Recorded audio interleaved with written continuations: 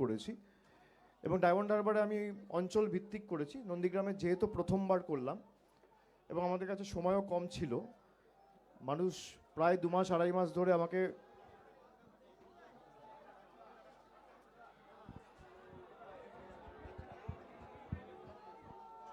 আমি প্রায় October November মাস থেকে ফোন পাচ্ছিলাম এবং আমি আপনাদের সাথে সেটা শেয়ারও করেছিলাম যে আমাকে কিছু লোক ফোন করেছে এবং দিনে প্রায় 300-400 লোক ফোন করতো। পরবর্তীকালে নভেম্বরেও আমি ফোন পেয়েছি, আমি ডিসেম্বরেও ফোন পেয়েছি এবং তখনই আমরা সিদ্ধান্ত নিয়েছিলাম, যেহেতু নন্দীগ্রাম এমন একটি বিধানসভা বা লোকসভার অন্তর্গত যেখানে আমাদের বিধায়কও নেই, সাংসদও নেই, সেই জন্য দায়িত্বটা আমাকে নিজের কাঁধে নিতে হয়েছে। অন্যান্য অনেক জায়গায় সেবাশ্রয় থেকে অনুপ্রাণিত হয়ে বিভিন্ন জায়গায় যেখানে আমাদের বিধায়ক রয়েছে, সাংসদ রয়েছে, যেমন ব্যারাকপুরে, দমদমে, একাধিক জায়গায় সেবাশ্রয় হচ্ছে এবং এটা অত্যন্ত ভালো লেগেছে আমার যে জনপ্রতিনিধিরা এই সেবাশ্রয় সাধারণ মানুষকে যেভাবে স্বাস্থ্য পরিষেবা, আধুনিক ক্যাম্প তৈরি করে বিভিন্ন ফেসিলিটি সহ একদম গ্রামের ভিতরে বা শহর অঞ্চলে ওয়ার্ডের ভিতরে নিয়ে যাচ্ছে, এটা সত্যি আমার কাছে অত্যন্ত গর্বের বিষয়। তার কারণ এটা প্রথমবার আমরা ডায়মন্ড হারবারে চালু করি এবং নন্দীগ্রামে সাধারণ মানুষ যখন ফোন করে আমি তখনই ঠিক করেছিলাম আজকে আমাদের এই ক্যাম্পের শুভ সূচনা হলো। আগামী 15 দিন এই ক্যাম্প চলবে, খালি সরস্বতী পুজোর দিন একদিন বন্ধ থাকবে, 23শে জানুয়ারি। 23শে জানুয়ারি বন্ধ থাকার পর 24 তারিখ আবার চালু হবে, 24 থেকে 30 তারিখ অবধি আবার টানা চলবে। তো টানা 15 দিন এই ক্যাম্প চলবে। 1 নম্বর ব্লকে একটা মডেল ক্যাম্প রয়েছে, 2 নম্বর ব্লকে একটা মডেল ক্যাম্প রয়েছে এবং যে সমস্ত রেফারেল কেসগুলো আসছে সেগুলো কিছু রেফারেল কেস উলুবেড়িয়ায় যাবে, কিছু কলকাতায় যাবে, সেগুলো মনিটর করার জন্য একটা ডেডিকেটেড টিম আমরা করেছি যাতে মানুষের কোনো অসুবিধা না হয়। এবং শহীদ পরিবারের যারা সদস্য ছিল তারা এই ক্যাম্প আজকে উদ্বোধন করেছে, আমি কৃতজ্ঞতা জানাই তাদেরকে। এই মানুষগুলোকে অনেকে ভুলে গেছে, কিন্তু এই মাটির প্রতি তাদের অবদান চির স্মরণীয় হয়ে থাকবে এবং যতদিন নন্দীগ্রামের নাম থাকবে ততদিন তাদের যা অবদান সেটা ইতিহাসের পাতায় স্বর্ণাক্ষরে লেখা থাকবে বলে আমি মনে করি। এখানে কিছু লোক আমার সাথে ইন্ডিভিজুয়ালি, বিশেষ করে যাদের ক্রনিক কেসগুলো রয়েছে, যেগুলো অন্য জায়গায় পাঠানোর মতো রেফারালও কিছু কেস রয়েছে, যেগুলো কিছু কেস ব্যাঙ্গালোরে পাঠাতে হবে, দিল্লিতে পাঠাতে হবে, তামিলনাড়ুতে পাঠাতে হবে, কেরালায় পাঠাতে হবে, আমি সেগুলো আমার লেটার প্যাডে চিঠি করে সেই হাসপাতালের কর্তৃপক্ষের সাথে কথা বলে সেই কেসগুলো রেফার করে তাদের যাওয়া আসা আমার যতটুকু সামর্থ্য রয়েছে, আমি যেমন ডায়মন্ড হারবারেও করেছি, আমি এটা নন্দীগ্রামের ক্ষেত্রেও করছি, কোনো ব্যতিক্রম হবে না। এরপর আপনাদের যদি কোনো প্রশ্ন থাকে আপনারা করুন।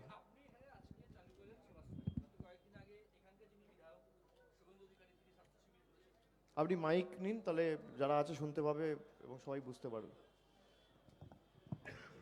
আপনি সেবাশ্রয় আজকে চালু করলেন এখানে। গত কয়েকদিন আগে এখানকার যিনি বিধায়ক শুভেন্দু অধিকারী, তিনি স্বাস্থ্য শিবির করেছেন এবং গত 2-1 দিন ধরে তৃণমূল কংগ্রেস অভিযোগ করেছে যে এখানকার বেশ কিছু পোস্টার, ব্যানার, হোর্ডিং ছিঁড়ে দেওয়া হয়েছে সেবাশ্রয়ের। সব মিলে কি বলবেন?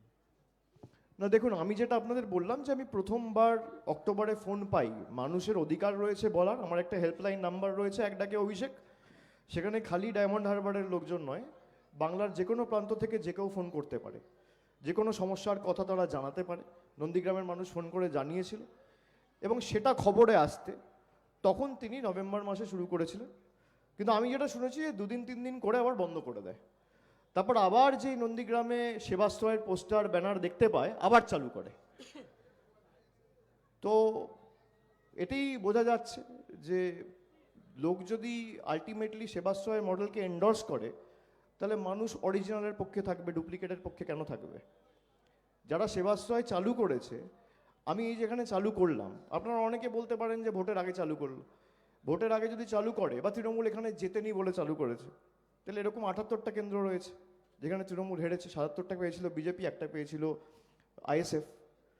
তো সেই 78টা কেন্দ্রতে চালু করা হয়নি, কিন্তু মানুষ যদি আমার কাছে দাবি রাখে, আমি সেই দাবিতে সাড়া দিয়ে আমার যতটুকু সামর্থ্য রয়েছে সেই সামর্থ্য অনুযায়ী কাজ করতে বদ্ধপরিকর। তো যারা এইসব হোর্ডিং, ব্যানার, পোস্টার ছিঁড়ছে, এটা তাদের হতাশার বহিঃপ্রকাশ। তারা জানে যে তাদের রাজনৈতিক মাটি পায়ের তলা থেকে সরে গেছে এবং তারা চায় না চারটে মানুষ বাড়তি উপকৃত হোক বা স্বাস্থ্য পরিষেবা পাক। আমার লোকসভা কেন্দ্রে যদি কোনো বিরোধী দলের প্রতিনিধি কোনো ক্যাম্প করে বা কেন্দ্র সরকারের তরফ থেকে যদি একটা উন্নয়নমূলক প্রকল্প বা প্রজেক্ট আসে, আমি রেড কার্পেট পেতে নিয়ে আসবো। সেখানে তারা ব্যানার ছিটছে, পোস্টার ছিটছে, হোর্ডিং ছিটছে। কেন? মানুষকে বঞ্চিত করে রাখা, নিপীড়িত করে রাখা, মানুষ পরিষেবা যাতে না পায়। আপনি এত বড় নেতা হলে, এতদিন ধরে বিজেপি সরকার কেন্দ্রে ক্ষমতায় রয়েছে, আজকে নেই করে 12 বছর, আর আপনি বিজেপিতে গেছেন 2020 সালে। 2020 থেকে 26, 6 বছর, আমি 1 বছর কেটে দিচ্ছি, 5 বছর। 5 বছরে নন্দীগ্রামের জন্য কি এনেছে? 4টে রাস্তা এনেছে, 2টো জলের প্রকল্প এনেছে, 4টে লোককে ছাদের ব্যবস্থা করে দিয়েছে।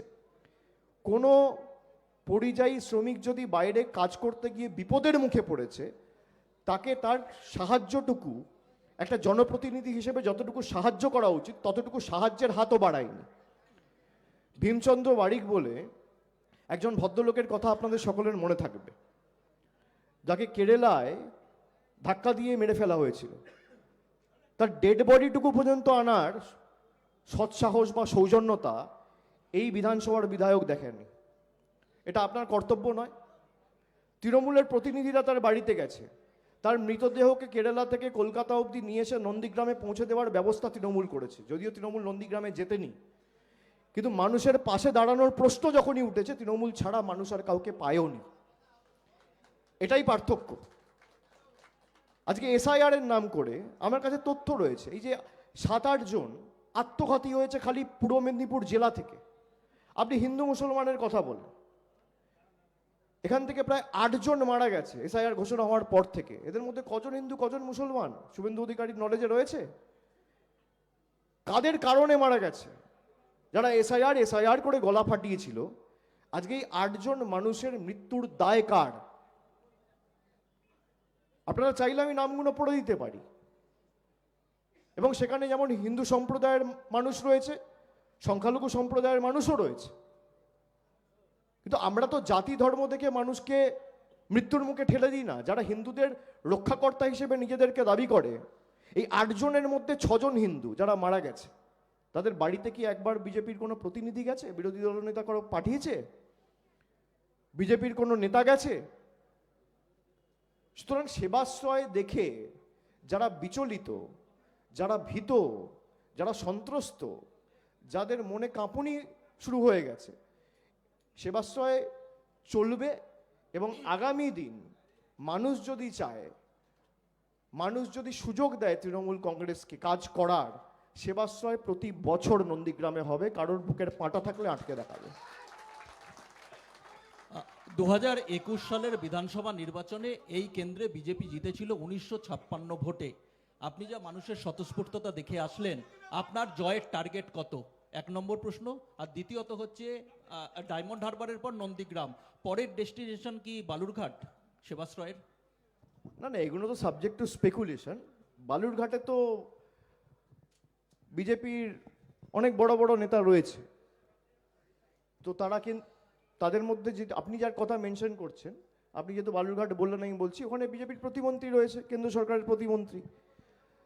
তা তিনি কি করেছেন তিনি বলতে পারবেন। আর সেবাশ্রয় কোথায় হবে? খালি বালুরঘাট কেন, সেবাশ্রয় দার্জিলিংয়ে হতে পারে, সেবাশ্রয় যে কোনো জায়গায় হতে পারে, খেজুরিতে হতে পারে, সেবাশ্রয় এমনকি আলিপুরদুয়ারে হতে পারে, দিনাটাতে হতে পারে, মাথাভাঙাতে হতে পারে, কুমারগ্রামে হতে পারে, সেবাশ্রয় চণ্ডীপুরে হতে পারে, সব জায়গাতে হতে পারে, খালি বালুরঘাট কেন?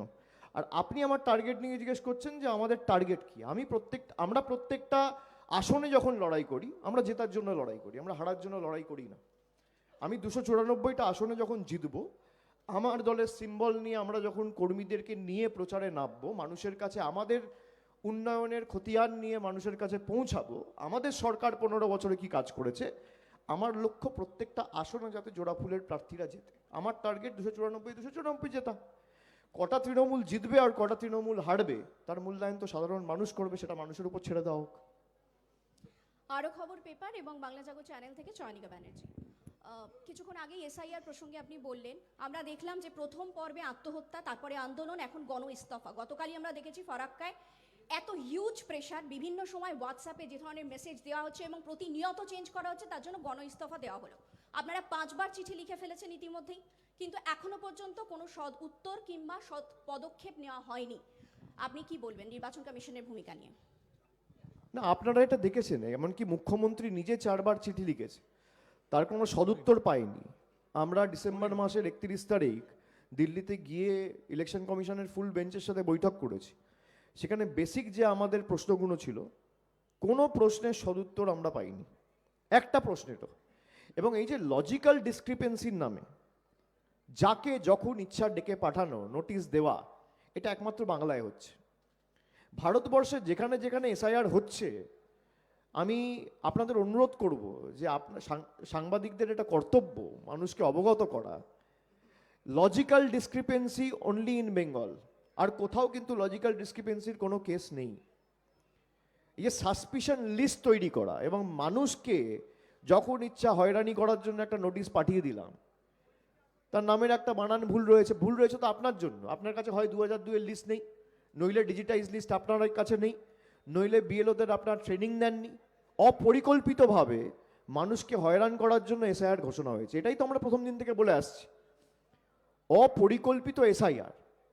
আজকে বিএলওরা যে আত্মঘাতী হয়েছে, আত্মহত্যা করেছে, দায় কাকে দিয়েছে?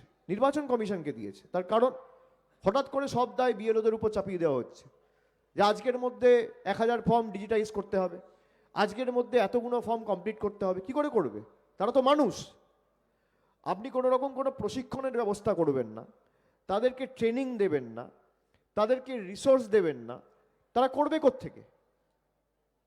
আপনি 2 বছর ধরে করতেন, কেউ তো বারণ করছে না। আর সাসপিশন লিস্ট বা লজিক্যাল ডিসক্রিপেন্সির যে লিস্ট, এই লিস্ট আমরা বলেছি প্রকাশ্যে আনতে হবে। মুখ্যমন্ত্রী নিজে তার চিঠিতেও মেনশন করেছে, তিনি টুইটও করেছেন। লজিক্যাল ডিসক্রিপেন্সির লিস্ট কেন্দ্রীয় নির্বাচন কমিশন, যেটাকে আমরা বিজেপির সহচরী বা বিজেপির সহকর্মী বা সহচরী সংস্থা, সহকারী সংস্থা বলে দাবি করছি, তারা যদি লজিক্যাল ডিসক্রিপেন্সির লিস্ট পাবলিক না করে, জনসমক্ষে না আনে, তাহলে আন্দোলন হবে। আন্দোলন কলকাতাতেও হবে, দিল্লিতেও হবে। কারোর বুকের পাঁটা নিয়ে আটকাবে। কার নাম লজিক্যাল ডিসক্রিপেন্সিতে রয়েছে, কেন ইলেকশন কমিশন বিএলওদের বলবে না যে আপনারা লিস্ট পাবলিশ করুন? কেন লিস্ট পাবলিশ করা হবে না? কিসের ভয়? তার কারণ আজকে যে লোকটার নাম রয়েছে, কালকে তার জায়গায় অন্য লোকের নাম ঢুকিয়ে দেওয়া হচ্ছে। আজকে যদি একটা বিধানসভা থেকে 5000 কেস হয়, আপনি দেখবেন কালকে খোঁজ দেবেন 5000টা হয়ে গেছে 8000, আবার 4 দিন পর দেখবেন 8000টা হয়ে গেছে 3000, 10 দিন পর চেক করবেন দেখবেন 3000 হয়ে গেছে 30000। এই যে ডাইনামিক, আজকে 3000, কালকে 5000, পরশু 8000, তারপরের দিন 10000, হঠাৎ করে 30000। আমি মালদায় গেছি, মালদায় এক একটা বিধানসভা থেকে লজিক্যাল ডিসক্রিপেন্সির নম্বর হচ্ছে 90000, 92000। একটা বিধানসভায় 2 লক্ষ ভোটার থাকে না, আপনি সেখানে 90000 বলছেন লজিক্যাল ডিসক্রিপেন্সি। মানে মানুষকে কিভাবে হয়রান করার পরিকল্পনা বা চক্রান্ত। এমনকি বয়স্কদের রেয়াত করছে না, বয়স্কদেরও ছাড়ছে না। 85 বছর বয়স, হুইল চেয়ার নিয়ে আসছে, বলছে নাম কেটে দিলে কোনো সরকারি পরিষেবা পাবেন না, সুবিধা পাবেন না। এই ইস্যু নিয়ে আমরা বিগত দিনেও নির্বাচন কমিশনকে একাধিক প্রশ্ন করেছি, আমরা কোনো সদুত্তর পাইনি। আমরা আগামী দিনও করব, এবং যতদিন না লিস্ট পাবলিশ হবে ততদিনই আন্দোলন চলবে। আন্দোলন এখনো শুরু হয়নি। আন্দোলন যেদিনকে শুরু হবে, ইলেকশন কমিশন বুঝতে পারবে বাংলা কি, বাংলার মাটি কিসের মাটি, আর বাংলার মানুষ কি ধাতুতে তৈরি। তারা আমাদের গুলিয়ে ফেলছে গুজরাট আর উত্তরপ্রদেশের সাথে। আজকে এই যে 82 জন মারা গেছে, এদের মৃত্যুর দায় কার? জ্ঞানেশ কুমারের, চিফ ইলেকটোরাল অফিসারের। এদের কারণে মানুষ আত্মঘাতী হয়েছে।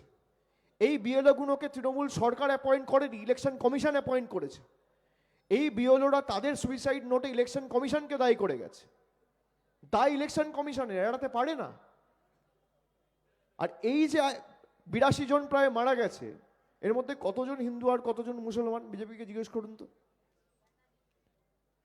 যারা হিন্দু ধর্মের প্রতিনিধি ছিল তাদের বাড়িতে একবার গেছে বিজেপি? আমি তো সংখ্যালঘু ছেড়ে দিলাম, বিজেপি তো নিজেদেরকে হিন্দু ধর্মের ধারক বাহক বলে। এখানে একজন 81 বছরের প্রৌঢ়, খুব সম্ভবত কালীপদ জানা বোধহয় নাম, তিনি মারা গেছেন, আত্মহত্যা করেছে। বিজেপি নেতারা গেছে, খোঁজ নিয়েছে? খেজুরিতে মারা গেছে, একাধিক জায়গায়, পূর্ব মেদিনীপুরে 8 জন এখনো পর্যন্ত মারা গেছে এই এসআইআর এর কারণে, সুইসাইড করেছে। কজনের বাড়িতে গেছে? এরা করেছে কি? এরা খালি সমাজের মধ্যে বিভাজন তৈরি করেছে। 5 বছর এখানে বিজেপির বিধায়ক, উন্নয়নের খতিয়ান কোথায়? এই শুভেন্দু অধিকারী যখন তৃণমূলে ছিল উন্নয়ন খতিয়ান পেশ করত।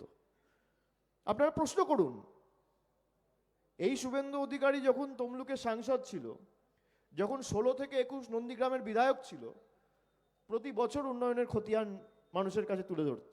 বিজেপি যাওয়ার পর থেকে উন্নয়নের খতিয়ান কোথায়? আপনার কাজ কোথায়? আপনার রেজাল্ট কোথায়? আপনি যে বুক চাপড়ে 1956 বলে বেড়ান, আপনি 1956টা কাজের হিসেব দিন 5 বছরে। 19টা রাস্তার কাজের হিসেব দিতে পারবেন? 56টা মানুষের বাড়িতে ছাদ তৈরি করেছেন তার হিসাব দিতে পারবেন? খালি তো রাজনৈতিক বিভাজন করে, মানুষের মধ্যে ভেদাভেদ তৈরি করে কি করে বাংলাকে ভাগ করা যায়, এই কৌশল আর এই চক্রান্ত। নন্দীগ্রামের মানুষ আগামী দিন এরা যে ভাষায় বোঝে সেই ভাষায় জবাব দেওয়ার জন্য প্রস্তুত। এই সময় থেকে শিলাদিত্য কর, নন্দীগ্রামেই সেবাশ্রয় কেন? শুধুই মানুষের ডাকে নাকি লক্ষ্য 2026? এক। দ্বিতীয়, আমরা দেখলাম সেবাশ্রয়ে শুধুমাত্র অসুস্থ মানুষ নয়, আরো প্রচুর মানুষ আসছেন, নানা সমস্যার কথা আপনাকেই বলছেন, কেন বলে মনে হয়?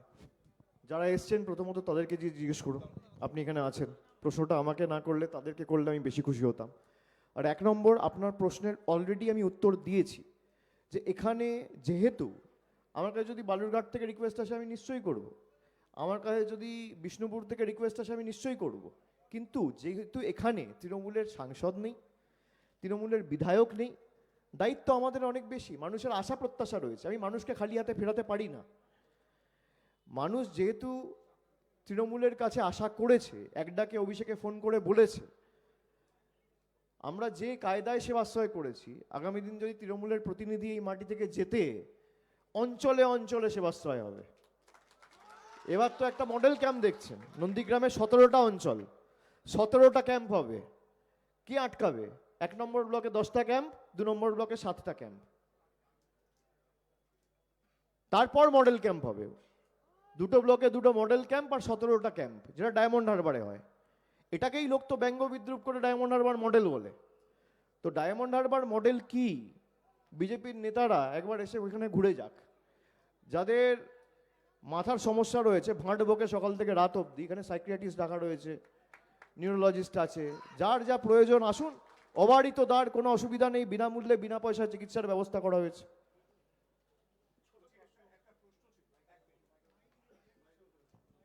হ্যালো, সেটা হলো এসআইআর নিয়ে যেমন ফরাক্কায় আমরা দেখলাম, বিভিন্ন জায়গায় দেখছি, আজকে চাকুলিয়ায় উত্তর দিনাজপুরে সেখানে বিডিও অফিস ভাঙচুর হলো। অনেকেই এর, যদিও ওটা পতাকা ছাড়া হয়েছে, স্বতঃস্ফূর্ত হয়েছে, কিন্তু অনেকে এতে শাসক দলের ইন্ধন দেখতে পাচ্ছে। এইটাকে কিভাবে? না, প্রথমত এই ধরনের ঘটনা কোনো দল সমর্থন করে না, কিন্তু মানুষকে যেভাবে হ্যারাস করা হচ্ছে এটা ক্ষোভের বহিঃপ্রকাশ। আজকে 80 বছর 82 বছরের লোকেদের নোটিশ দিয়ে ডেকে পাঠাচ্ছে। এই মানুষগুলোকে 10 বছর আগে লাইনে দাঁড় করিয়েছিল নোটবন্দির নাম করে। কালো টাকাটা ধ্বংস হয়নি। আপনি যখন ইচ্ছা যাকে ইচ্ছা লাইনে দাঁড় করিয়ে দেবেন, নোটিশ পাঠিয়ে ডাকবেন।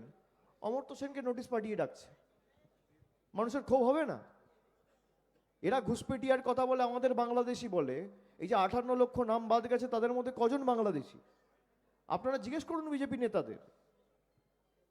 মানুষের ক্ষোভের বহিঃপ্রকাশ। কিন্তু আমি আপনাদের মাধ্যমে অ্যাপিল করতে পারি যে মানুষ যাতে শান্ত থাকে, সংযত থাকে।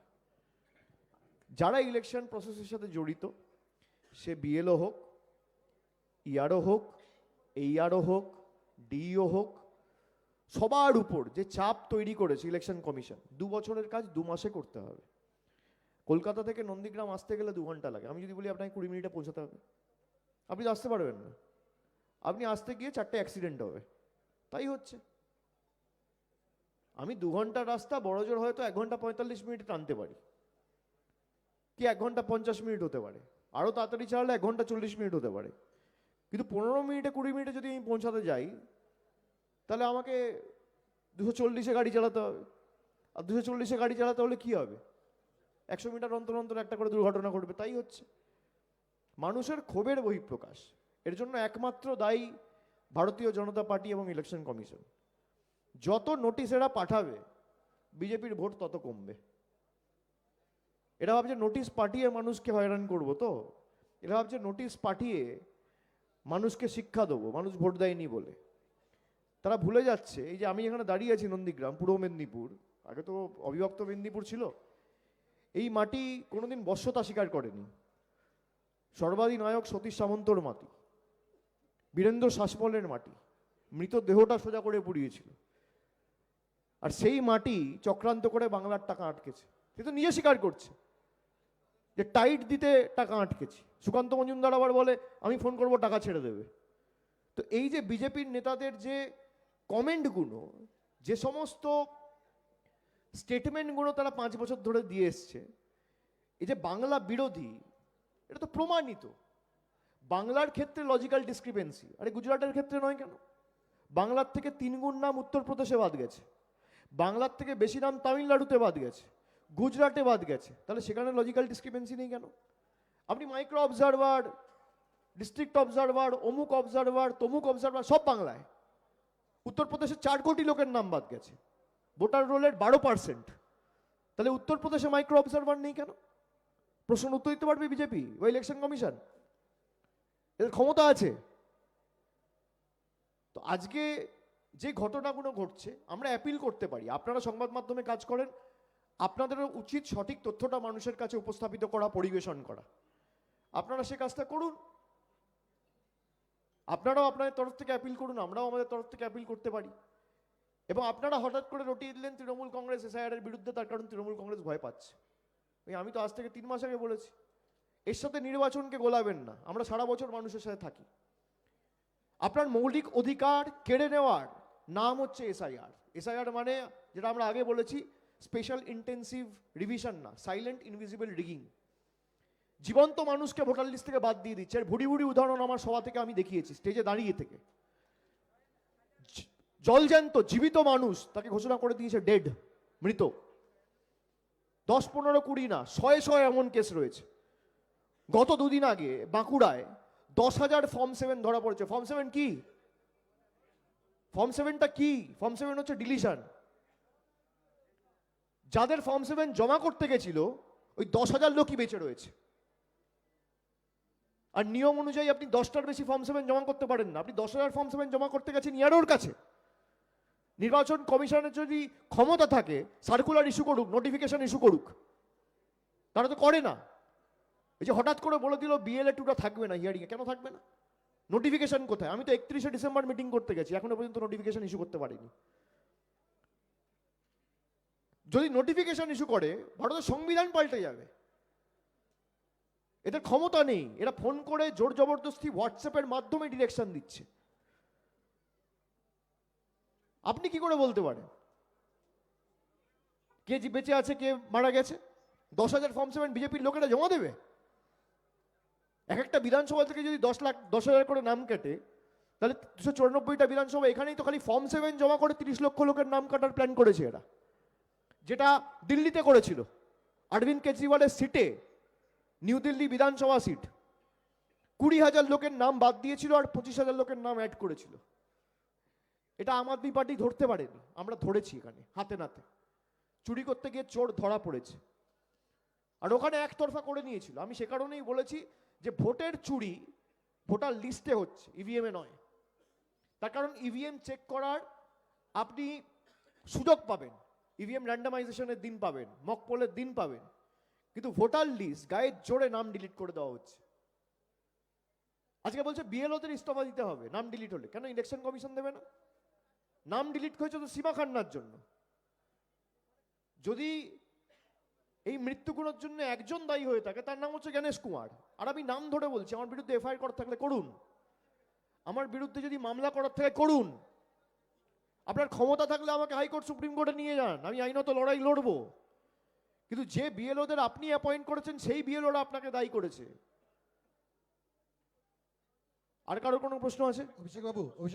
অভিষেক বাবু নমস্কার, আমি সাংবাদিক জাহাঙ্গীর বাদশাহ। কোথায় দেখতে পাচ্ছি না। সাহেব বলছি যে শুভেন্দু অধিকারী বলছেন যে সেবাশ্রয় আর তৃণমূলের ওষুধ খাবেন না, তাতে বন্ধ্যাত্বকরণ হতে পারে, তাই ওই সেবাশ্রয় যাবেন না। প্রথম প্রশ্ন। দ্বিতীয় প্রশ্ন, বেছে বেছে সংখ্যালঘু সম্প্রদায়ের বুথে এসআইয়ের হিয়ারিং ফর্ম পাঠানো হচ্ছে, যেখানে 1000 ভোটার, সেখানে 350-400 জনকেও হিয়ারিংয়ের ফর্ম পাঠানো হচ্ছে, এটা কি বলবেন? না, এটা তো আমি বললাম, যেমন মালদার ক্ষেত্রে বিশেষ করে সংখ্যালঘু অধ্যুষিত যে বুথগুলো রয়েছে বা এলাকাগুলো রয়েছে, সেখানে 60% 70% লজিক্যাল ডিসক্রিপেন্সির নামে নোটিশ পাঠিয়ে দেওয়া হচ্ছে। এটা তো আমি মালদার ক্ষেত্রে আপনাকে নাম্বার দিয়ে পরিসংখ্যান দিয়ে বললাম, এবং খালি এক দুটো বিধানসভা নয়, মালদায় 9টা বিধানসভা রয়েছে। 9টা বিধানসভায় লজিক্যাল ডিসক্রিপেন্সির কেস খালি 7.5 লাখ, মানে গড়ে একটা বিধানসভায় 60,000। আর সেবাশ্রয় নিয়ে উনি যে মন্তব্য করেছেন যে ওষুধ খাবেন না, আমি তো বললাম মাথার ডাক্তার আছে, আসুক দেখাক, অসুবিধা নিয়ে আমরা বিনামূল্যে ব্যবস্থা করে দেবো। আর সেবাশ্রয়ে লোক আসবে কি না তো মানুষ ঠিক করবে। আপনারা তো থাকবেন লোকালি, এখানে যারা সাংবাদিকতা করেন, মিডিয়ার লোকেরা, তারা ক্যামেরা নিয়ে ঘুরবেন, মানুষকে জিজ্ঞেস করবেন পরিষেবা পাচ্ছে কিনা, তারা চায় এরকম ক্যাম্প আগামী দিন হোক কিনা। মানুষের রাই তো শেষ কথা, মানুষ যদি চায় তাহলে হবে, আর যদি না চায় তাহলে হবে না। সুতরাং শুভেন্দু অধিকারী কি বলল, উনি যে মন্তব্যগুলো করছেন, আমি জানি না ওনার বাড়ির লোক এই মন্তব্য নিয়ে ওনার সাথে কথা বলেছে কিনা, কিন্তু সেবাশ্রয় আপনি দেখবেন 2-4 দিন পর যারা বিজেপির লোকেরা, বিশেষ করে নির্বাচিত প্রতিনিধি, তারা সেবাশ্রয়ে এসে চিকিৎসা করাবে। সেবা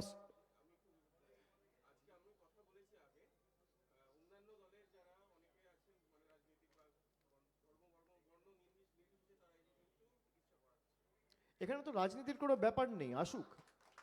আমরা তো সবাইকে বলেছি, আপনার রাজনৈতিক মতপার্থক্য থাকতে পারে, এখানে তো তৃণমূলের আইডি কার্ড দেখিয়ে ঢুকতে হয় না, আপনি যে কোনো রাজনৈতিক দলের হতে পারে, আপনি আসুন, আপনার যা সমস্যা আছে বলুন, ডাক্তারবাবুরা আছে, স্পেশালিস্ট ডাক্তাররা রয়েছে, এবং পুরোটা বিনামূল্যে সিটি স্ক্যান থেকে শুরু করে আপনার ব্লাড টেস্ট থেকে শুরু করে এক্সরে থেকে শুরু করে ইউএসজি থেকে শুরু করে সব ব্যবস্থা করা আছে।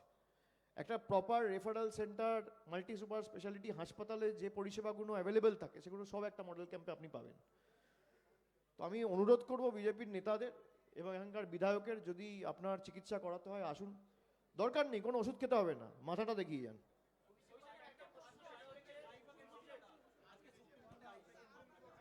কি হয়েছে আমি জানি না, আমি তো সারাদিন বাইরে ছিলাম।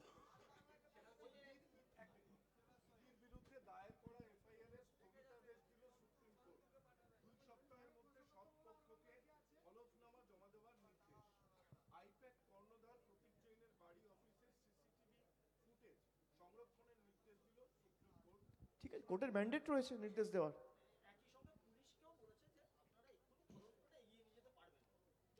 না, সুপ্রিম কোর্ট যদি নির্দেশ দিয়ে থাকে ঠিক আছে, তাতে অসুবিধা কি আছে, তো আইনত মামলা চলবে, মামলা তো ওভার হয়ে যায়নি, নেক্সট ডেট অফ হিয়ারিং নিশ্চয়ই দিয়েছে আজকে, তো নেক্সট ডেট অফ হিয়ারিং কবে আছে? যেদিনকে দেওয়া হয়েছে সেদিনকে আবার মামলা হবে, সেদিনকে আবার লড়াই হবে। কিন্তু আমাদের প্রশ্ন যেটা, যে আপনি আইপ্যাকের নাম করে খালি বাংলায় এসে রেড করলেন, আইপ্যাকের অফিস রয়েছে হায়দ্রাবাদে, আইপ্যাকের অফিস রয়েছে তামিলনাড়ুতে, আইপ্যাকের অফিস রয়েছে চেন্নাইতে, আপনি সেখানে তো করলেন না। আইপ্যাকের আরও 3জন ডাইরেক্টর রয়েছে, আপনি তাদের বাড়িতে গিয়ে রেড করলেন না, আপনি রেড করলেন এখানে। আর রেড সংক্রান্ত কিছু তথ্য আমাদের হাতেও রয়েছে। যারা সুপ্রিম কোর্টে হাইকোর্টে মিথ্যে কথা বলছে, তাদেরকে যদি আমরা আগামী দিন কন্টেম্পট অফ কোর্ট করে কিছু তথ্য হাইকোর্ট সুপ্রিম কোর্টের সামনে তুলে ধরি, তারা কিন্তু পালানোর জায়গা পাবে না। আপনাদের খালি বলবো, যারা সাংবাদিকতা করেন, ইডির পাঁচনামাটা পড়বেন। দুটো জায়গা থেকে ইডির যে পাঁচনামা, ওই পাঁচনামা দুটো পড়বেন।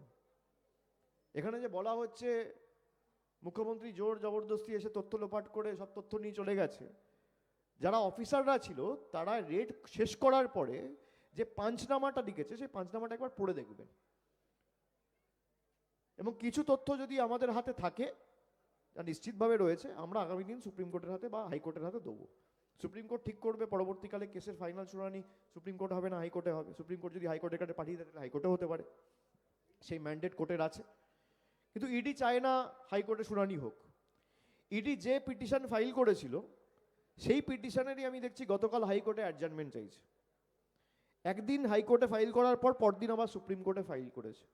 এর কারণ কি ইডি বলতে পারবে? এর কারণ কি? আমি অনেক সময় বলি বিচার ব্যবস্থার একাংশকে আমরা দায়ী করি, কিন্তু আমি তো কোনো বিচারপতিকে অ্যাটাক করতে পারি না। কিন্তু হঠাৎ হাইকোর্টে কেস ফাইল করে 24 ঘন্টার মধ্যে এমন কি হলো যে তার 24 ঘন্টার মধ্যে সুপ্রিম কোর্টে ফাইল করে হাইকোর্টে আমি অ্যাডজার্নমেন্ট চাইছি যে আমার পিটিশন আমি শুনতে চাই না। পিটিশনার তো ইডি, দুটো কেস ছিল, একটা তৃণমূল একটা ইডি। তো ইডি 1 নম্বর পিটিশন 2 নম্বর পিটিশন দুটোই কালকে শুনতে চায় না। আর সেখানে সুপ্রিম কোর্টকে যদি আপনারা মিসগাইড করেন আর কিছু তথ্য যদি সুপ্রিম কোর্টের কাছে পরবর্তীকালে জমা দেয়, যেটা জনসমক্ষে আপনারাও দেখতে পাবেন, তার মানুষ ঠিক করবে।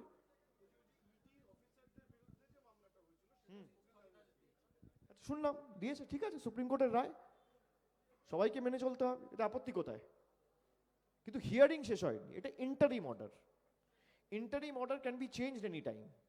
ইন্টারিম অর্ডার এই না যে আমি দিয়ে দিলাম মানে এটা অনন্তকাল চলবে, ফাইনাল ম্যাটার যখন ডিসপোজ হবে তখন ফাইনাল অর্ডার দেবে। ইন্টারিম অর্ডার এক্সটেন্ড হবে কিনা সেটাও কোর্টের প্রেরোগেটিভ, বা ইন্টারিম অর্ডার রিপিল করবে কিনা সেটাও কোর্টের প্রেরোগেটিভ। ইন্টারিম অর্ডার যদি দিয়ে থাকে সেটা আগামী হিয়ারিং অবধি প্রযোজ্য, এতটুকুই।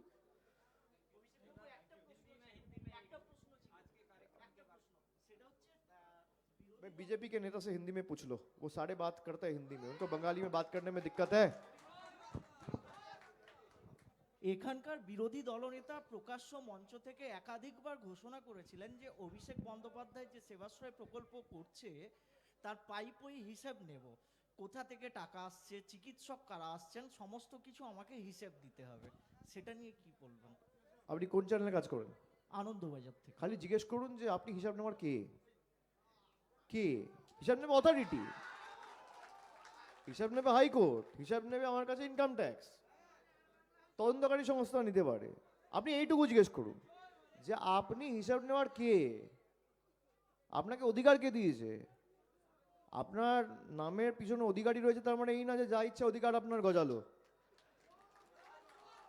আপনাকে হিসাব নেওয়ার অধিকার কে দিয়েছে? আর আমার বিরুদ্ধে যদি সমস্যা থাকে আপনি মামলা করুন। আপনার ইডি সিবিআই তো 6 বছর ধরে আমার পিছনে লেগে রয়েছে। এই বুড়ো আঙ্গুল কেশাগ্র স্পর্শ করতে পারবে না।